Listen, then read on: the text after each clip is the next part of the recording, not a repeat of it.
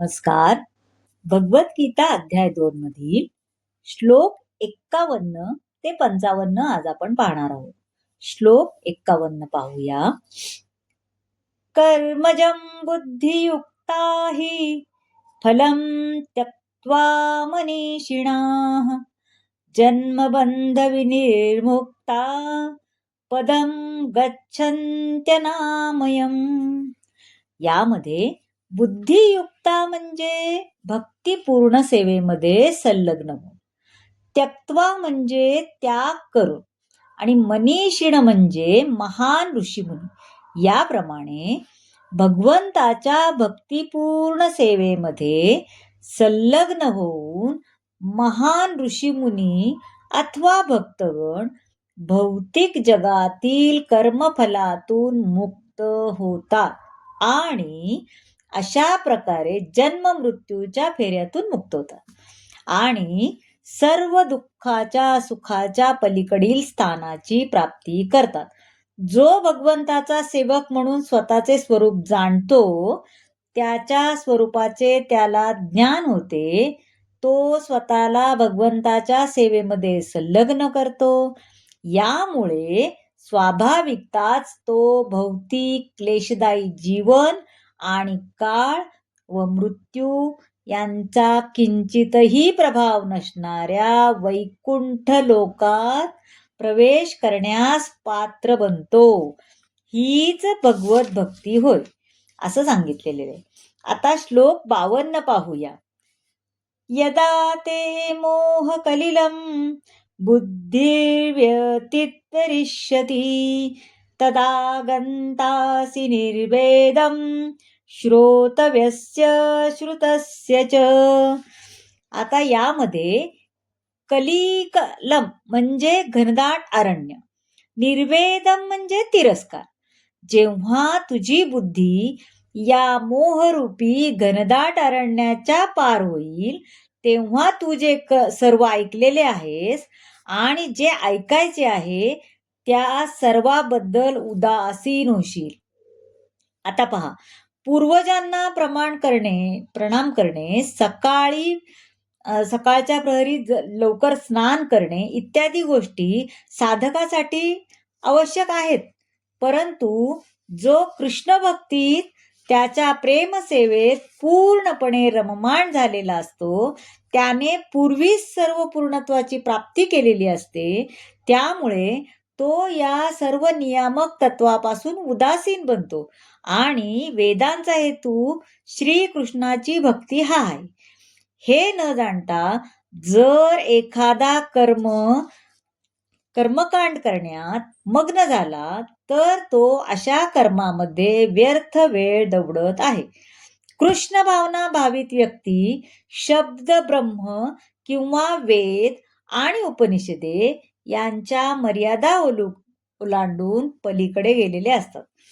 आता श्लोक आपण 53 पाहूया. श्रुती विप्रप्रतिपन्ना ते यदा स्थास्यति निश्चला समाधावचला बुद्धिस्तदा योगमव्याप्स्यसि. यामध्ये श्रुती म्हणजे वैदिक ज्ञानाचे, विप्रतिपन्ना म्हणजे सकाम कर्मामुळे प्रभावित झालेल्यांना निश्चला म्हणजे अविचलित. जेव्हा तुझे मन वेदांच्या डौलदार अलंकारिक भाषेने विचलित होणार नाही आणि ते जेव्हा आत्मसाक्षात्कारामध्ये समाधिस्थ होईल, तेव्हा तुला दिव्य भावनेची प्राप्ती होईल.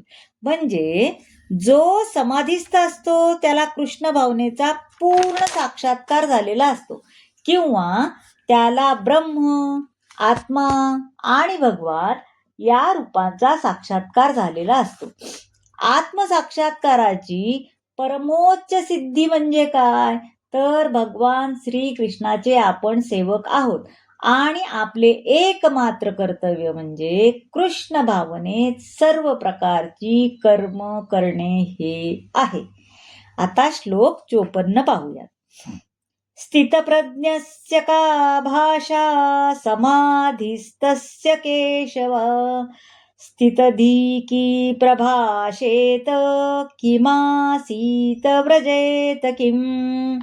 आता यामध्ये श्री अर्जुन म्हणतात, अर्जुन उवाच असं आहे ना. मग यामध्ये अर्जुन म्हणाला, हे कृष्णा, ज्याची भावना समाधीस्थ झाली आहे त्याची लक्षणे काय आहेत ते सांग.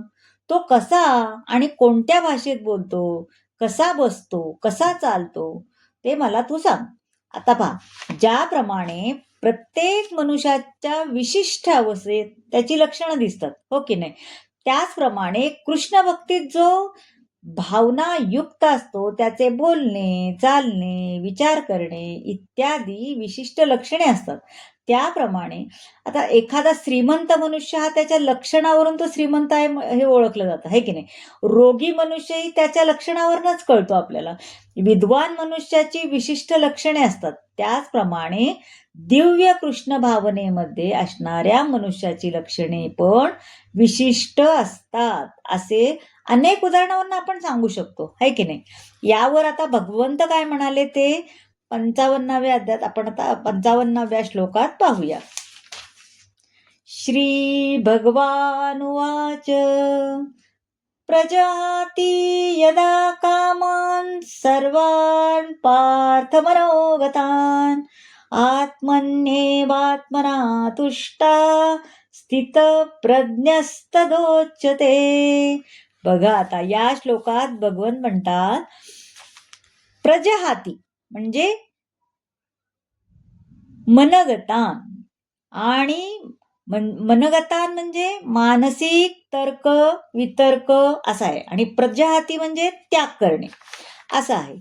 आता भगवान म्हणतात, हे पार्था, मानसिक तर्क वितर्कामुळे उत्पन्न झालेल्या इंद्रिय तृप्तीच्या इच्छांचा मनुष्य जेव्हा त्याग करतो आणि याप्रमाणे त्याचे शुद्ध झालेले मन जेव्हा केवळ आत्म्यामध्ये संतुष्ट होते तेव्हा तो स्थितप्रज्ञ अर्थात विशुद्ध दिव्यावस्थेत स्थित झाला आहे असे म्हणले जाते.